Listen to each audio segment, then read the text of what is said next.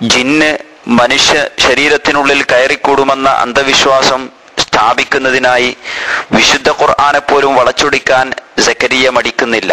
അവൻ ശരീരത്തിൽ കടക്കൂലെങ്കിൽ സുദർ എവിടെ? മനുഷ്യ ഹൃദയങ്ങളിൽ ദുർമന്ത്രം നടത്തുന്നു. മടവൂരിയാൾ ദുർമന്ത്രമൊക്കെ രണ്ടടി ഇപ്പുറത്തിന് പോസ്റ്റ് ചെയ്യല. അവിടെ നിൽക്കേ മദനിയെ ഒരു ദുർമന്ത്രം, സുന്നമേ അവിടെ നിൽക്ക് ഒരു ദുർമന്ത്രം. ഇങ്ങനെ വിടല തന്നെ ഉളുപ്പുണ്ടോ ശരീരത്തിൽ കടക്കൂല? അറിയാം.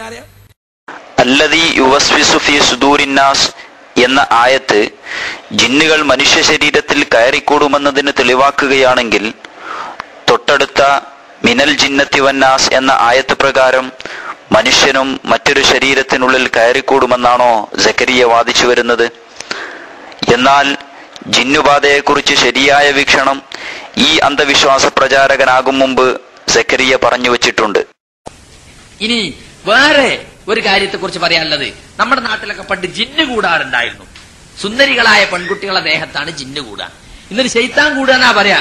ഇന്നൊരു ശൈത്താൻ ഇളക്കൽ എന്നൊരു പരിപാടി ഉണ്ടായിരുന്നു. അത് പകലൊന്നും ശൈത്താൻ ഇളകൂല, രാത്രി ഇളകുള്ളൂ. എന്നിട്ട് ഈ പെൺകുട്ടിനെയും ശൈത്താൻ ഇളക്കാൻ വന്ന ശൈത്താനെയും കൂടി ഒരു റൂമിലാക്കിയിട്ട് നേരം വെളുക്കോളം മൊത്തം മനുഷ്യന്മാര് പുറത്ത് കാത്തിക്ക, ശൈത്താൻ ഇളകണവും കാത്ത്. അതുകൊണ്ടുണ്ടായി എന്തെല്ലാം ദുരന്തങ്ങൾ നാട്ടിൽ. ഇപ്പൊ എന്താ ശൈത്താൻ കൂടാത്ത? ഇപ്പൊ എന്താ ശൈത്താൻ ഇളക്കലില്ലാത്ത? ശൈത്താനൊക്കെ മറഞ്ഞുപോയോ? സലഫി പ്രസ്ഥാനം കേരളത്തിൽ വന്നോടെ സലഫി പ്രസ്ഥാനം ചെല്ലോടത്തൊക്കെ ഇങ്ങനെ ശൈത്താൻ നീങ്ങി നീങ്ങി പോവുക. സുഹൃത്തുക്കൾ, ഇതൊരു തട്ടിപ്പായിരുന്നു എന്ന് നമ്മൾ ഇപ്പോഴെങ്കിലും മനസ്സിലാക്കണം. എങ്ങനെ ഈ ജിന്നുകൂടൻ? ഇതൊക്കെ ചില പൈശാചികമായ പ്രവർത്തനങ്ങളാണ്. ഇതിലൊന്നും നമ്മൾ വിശ്വസിക്കാൻ പാടില്ല. അതുകൊണ്ട് പ്രേതത്തെ കുറിച്ച് നമുക്ക് വിശ്വസിക്കണ്ട. പ്രേതബാധ നമ്മളൊരു മുസൽമാന് വിശ്വസിക്കാൻ പാടില്ല. ഒരു റൂഹുള്ള ആ റൂഹ് അല്ലാന്റെ ഇതിലേക്ക് നീങ്ങിക്കഴിഞ്ഞാൽ പിന്നെ അവിടെ പ്രേതവും പിശാചൊന്നും അവിടെ അല്ല.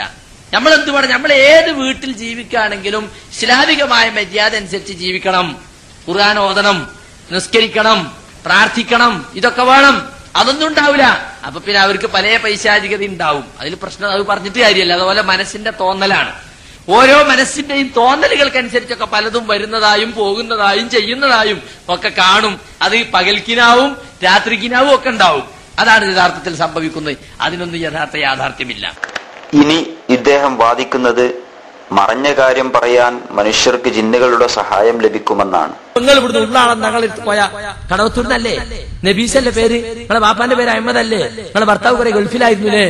നിങ്ങൾക്ക് ഇപ്പൊ സുഖല്ലേ? അവിടെ പോയിട്ട് ഇവിടെ പോയിട്ട് മാറിയില്ലല്ലേ? ഇതങ്ങനെ കേൾക്കുമ്പോൾ ഞെട്ടി. ഇയാള് ദിവ്യം തന്നെ കേട്ടോ. എന്താ സംഗതി? ഇയാളുടെ കരീൻ, ഇപ്പൊ എന്റെ കരീൻ എന്റെ ജീവിതത്തിലെ കാര്യങ്ങളൊക്കെ അറിയാം. തങ്ങളെ കരീനും എന്റെ കരീനായിട്ട് ബന്ധപ്പെടാം. എന്നിട്ട് കരീനും തമ്മിൽ ബന്ധപ്പെട്ടിട്ടാണ് എന്റെ കഴിഞ്ഞ കാലത്തെ കാര്യമൊക്കെ പറഞ്ഞത്. അതിന് കേട്ടിനോട് കൂടി ഇയാൾ ഭാവി അറിയുന്ന ആളാന്ന് ഞാനങ്ങ് വിശ്വസിച്ച് ഇയാൾ പറഞ്ഞൊക്കെ പിന്നെ അടിമകളെ പോലെ കേൾക്കുകയാണ്. എന്നാൽ ഈ തട്ടിപ്പിന് ഒരു ജിന്നിന്റെയും സഹായം വേണ്ടെന്ന് ഇതേ സക്കരിയ തന്നെ മുമ്പ് പറഞ്ഞത് കേൾക്കൂ. നോക്കണം. അപ്പൊ അയാളെ അങ്ങനെ പോയതും ഇങ്ങനെ പോയതും അപ്പൊ ഇയാളുടെ പിന്നെ ഭാവി കാര്യങ്ങളൊക്കെ ഇത് മിഴിച്ചിരുന്ന് ഇങ്ങനെ കേൾക്കുക. ഇതൊക്കെ സത്യാന്നും വിചാരിച്ചിട്ട് എന്നാലും അയാൾ അത് പറഞ്ഞല്ലോ, ഇങ്ങനെ ഇതൊക്കെ സാധിക്കണേ അല്ലേ? നമുക്ക് വിശ്വാസമൊന്നുമില്ല. എന്നാലും നമ്മളെ കൂട്ടുകാരൻ വന്നപ്പോ വെറുതെ കാണിച്ചു കൊടുത്താൽ കഴിയും. അവൻ പൈസയും കൊടുത്ത് എന്നാലും പറഞ്ഞു വന്ന് നോക്കുമ്പോ ചിലതൊക്കെ അത് ആരെപ്പറ്റിയും പറഞ്ഞാൽ ശരിയാണ്. കുറെ കാര്യങ്ങളുണ്ട്. ഞാൻ പറഞ്ഞു തരാം നിങ്ങൾക്ക്.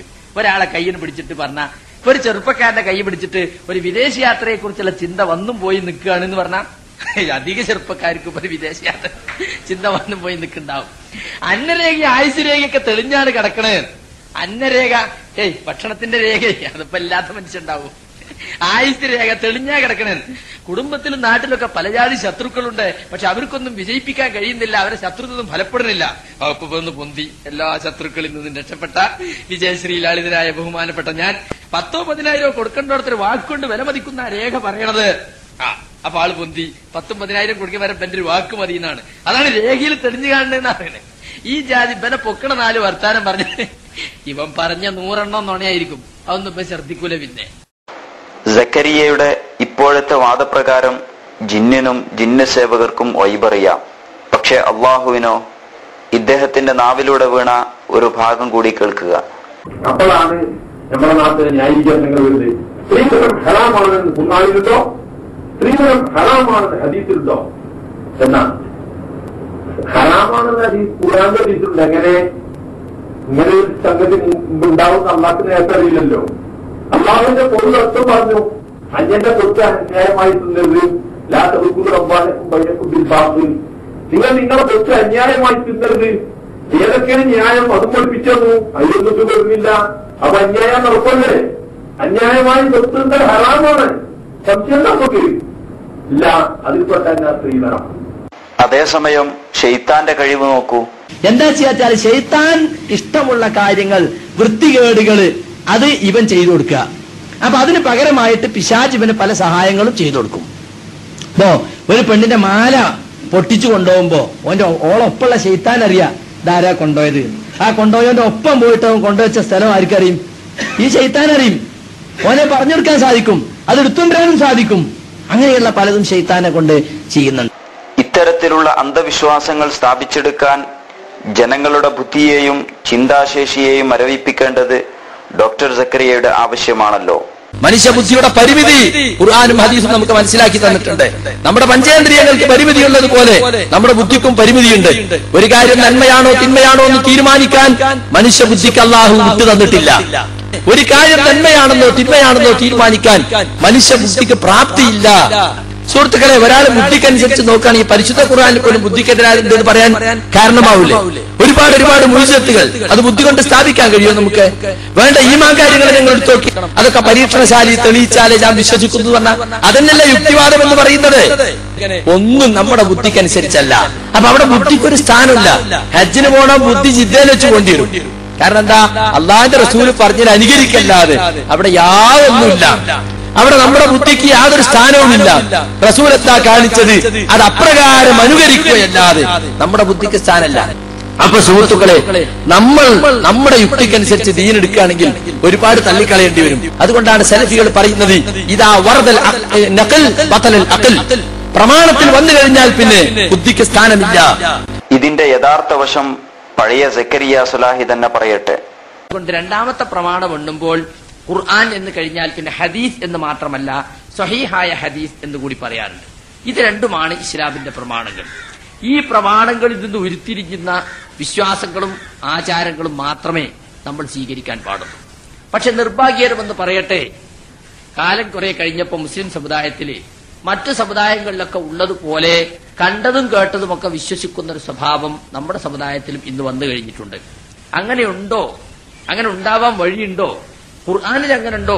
റസൂലിൽ അങ്ങനെ പഠിപ്പിച്ചിട്ടുണ്ടോ? നമ്മുടെ നല്ലവരായ മുൻഗാമികൾ സലഫുസാലികൾ അങ്ങനെ വിശ്വസിച്ചിട്ടുണ്ടോ? ഇതൊന്നും ചിന്തിക്കുവാനുള്ള ഒരു മനസ്ഥിതി തന്നെ ആളുകൾക്കില്ല. അങ്ങനെ ചിന്തിക്കുന്നത് തന്നെ പാപമായി പോകുമോ, തെറ്റായി പോകുമോ എന്ന് വരെ ആളുകൾ ചിന്തിക്കുന്നു. ഇന്ന് ഭൗതികമായ ഏത് കാര്യങ്ങളും കൈകാര്യം ചെയ്യുമ്പോൾ ബുദ്ധിയും ചിന്തയും ഒക്കെ ഉപയോഗിച്ച് അളന്ന് തൂക്കി തികച്ചും യുക്തിസഹമാണെന്ന് ബോധ്യപ്പെട്ടാൽ മാത്രമേ ചെയ്യുള്ളൂ.